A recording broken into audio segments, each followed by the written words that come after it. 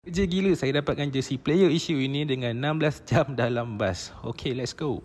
So, saya bermula dengan hunting jersey ni dekat Tumpat, Kelantan. So, saya dapatkan bas paling awal pukul 9 di TBS. Ada banyak syarikat bas tapi saya pilih Zaim Express lah sebab saya kenal owner. Saya support sikit lah member. Ini first time saya jejak kaki ke Kelantan, so agak nervous. Saya ingatkan 8 jam, rupanya 10 jam perjalanan. So baru sampai dekat Tumpat. So sesampainya tempat kejadian, saya terus ambil dan terus bayar. Dan saya ambil saiz 2 XL saya sebab saya lambat untuk solat dan makan. Jadi sempatlah singgah ke Sabah Fried Chicken untuk alas perut sebab bas ke KL pukul 8. Kemudian sambung lagi perjalanan 8 jam ke KL. Tak betul semata-mata untuk jersey MU ni. Sesampai je rumah saya terus review jersey ni. Dia punya badge bukan sulam, dia macam press PU macam ni.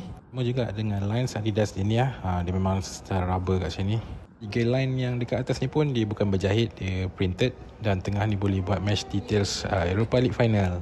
Dan nama pun play issue, sizing dia fit 2 size lah. Yang ni 2XL, dia punya fitting macam size L. Last kali kita kira sikit lah untung kita. Ni RM549 harga asal dan kita beli harga RM199. Untung dalam RM350. Kita tolak sikit harga tiket bas pergi dan balik. RM47 sehala. So jadi total keuntungan RM256. Duit untung ni boleh lah buat name set Europa League Final. Cuba komen sikit nak letak name set apa. Thank you guys.